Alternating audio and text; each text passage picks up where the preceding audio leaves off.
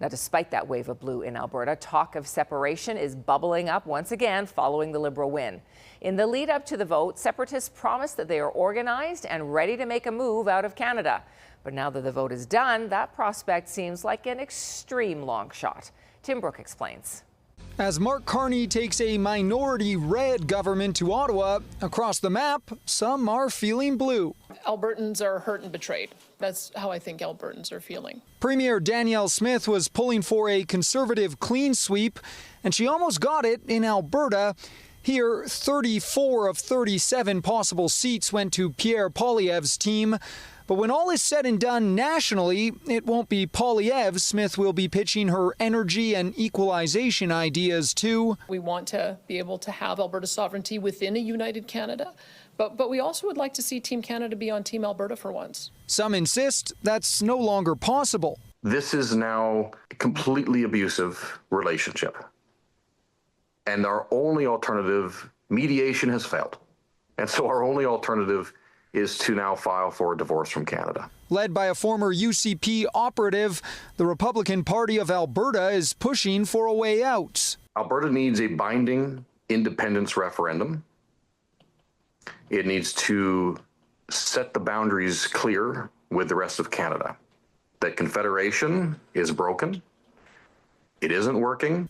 Experts have almost unanimously laughed off the chance of the province separating, but the chance of holding a public vote is improving. An act tabled Tuesday will soon make it easier for Albertans to bring forward referendum ideas by lowering the number of petitioner signatures needed. If citizens want to put a question on a ballot and get enough of their fellow citizens to sign that petition, then those questions will be put forward. And it's one of those things that you're forced to take seriously, but you also have to watch how seriously you actually take it, in the sense that it's still a minority voice. And that minority isn't as big as it appears. Alberta will have 92% of its ridings represented by Conservatives, but the party only grabbed 64% of the provincial votes. I'm not for separation, and I don't think the majority of Albertans are either. I don't think that this election is going to have an impact on sovereignty. It saddens me to hear that some Albertans think that that's a good thing. If you're going to flirt with separatism, call a referendum. Just do it, and let's see what Albertans have to say. And Tim joins us now. So, Tim, this Republican Party of Alberta, which it says is not connected to the U.S. Republican Party, thinks that it can convince residents to want to leave.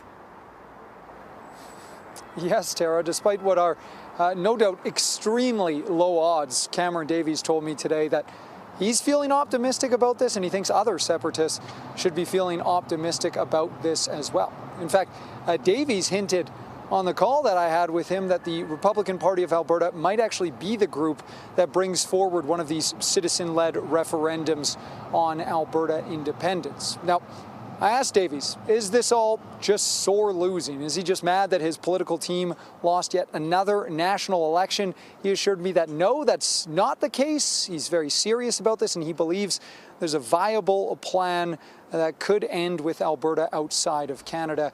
Tara, he also added that the party has added more than 5,000 members since election results started rolling in late last night. Okay, Tim, thank you.